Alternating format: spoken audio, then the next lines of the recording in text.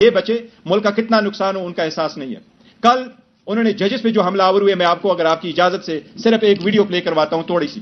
آپ یہ دیکھیں ان کی، یہ دیکھیں کہ جب کوئی کیس آتا آپ دیکھیں ججز کے بارے میں یہ کیا کہتے ہیں، یہ عدالتوں کے بارے میں کیا کہتے ہیں. سن لیں ذرا اس کو ایک منٹ. عمران خان کو کہا کہ سڑکوں پہ کیا میرے پاس لے کے آپ پٹیشن میں سنا مانیٹرنگ جج لگایا گیا، وہ اس مقدمے کے لیے لگایا تھا، لیکن لگتا ہے کہ وہ تاحیات مانیٹرنگ جج لگ گئے ہمارے. تحریک انصاف سپریم کورٹ کی رجسٹری میں درخواست لے کر گئی. چھٹی کے دن رات کو رجسٹرار گھر سے بھاگا آیا. اس نے کہا جی پٹیشن کدھر ہے؟ تحریک انصاف کے لوگوں نے کہا کہ پٹیشن تو بھی تیار نہیں ہوئی. اس نے کہا ہم یہاں بیٹھے آپ پٹیشن تیار کریں. اسی عدالت میں صداقت اور امانت کا سرٹیفکیٹ دیا. کہاں ہے آج وہ صداقت اور امانت کا سرٹیفکیٹ دینے والا؟ چہرہ دکھانے کے قابل نہیں ہے کسی کو. جب بیل کا فیصلہ ہونے والا ہوتا تھا جیل میں اس دن خبر ملتی تھی کہ 3 ہفتوں کے لیے بینچ ڈیزالو ہو گیا، نیا بینچ، یا کوئی جج چھٹی پہ چلا جاتا نہیں تھا، بھیجا تھا. قاضی فائد عیسیٰ صاحب کے معاملے میں میں لارڈ شپ سے یہ پوچھنا چاہتی ہوں کہ وہ آپ کے برادر جج تھے، آپ نے کیا کیا؟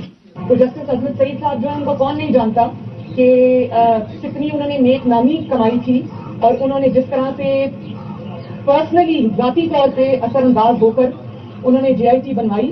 انہوں نے واٹس ایپ کالز کی منتخب وزیر اعظم کے خلاف سازش کی، اس میں وہ بہت بڑا اس کا حصہ تھے، اس کے کرتا دھرتا تھے. مارشل لا نہیں لگاتے تو آپ کے کمبختوں نے جوڈیشل مارشل لا لگا دیا ہے کہ آج ملک جس انتشار کی لپیٹ میں آیا ہوا ہے، ملک نے جو کرائسس جنم لیا ہے وہ زمان پاک سے کم اور عمر عطا بندیان کی کرسی سے زیادہ جنم لیا ہے. ثاقب نثار کو تو پوری قوم جانتی ہے، لیکن آپ کا ثاقب نثار سے بڑا مجرم جو چھپ کے گھر میں بیٹھا اس کا نام ہے جسٹس آصف ضعیف ہوتا، اور مظاہر علی نقوی جس کے خلاف غبن کا کرپشن کا ریفرنس گیا ہوا ہے، لیکن اس پہ سانپ بن کے بیٹھے. شرم کرو عمر عطا بندیان، شرم کرو. جنہوں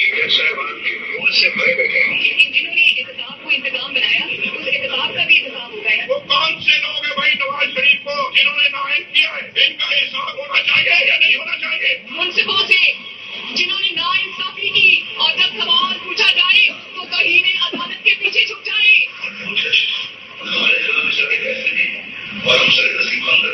نواز شریف سوچے 5 لوگوں نے نواز شریف کو رسوا کر کے اس دفتر سے باہر نکل دیا. ہر کیس جس میں عمران خان کا فائدہ نقصان ہو، 3 آدمی سننے کے بتاؤ کوئی نہیں ہے پاکستان میں. یہاں پشاور میں سارے فیصلے ایک ہی جج کرے گا، جیسے لگتا ہے کہ اس کا جج نہیں ہے اس پارٹی کا رکن ہو.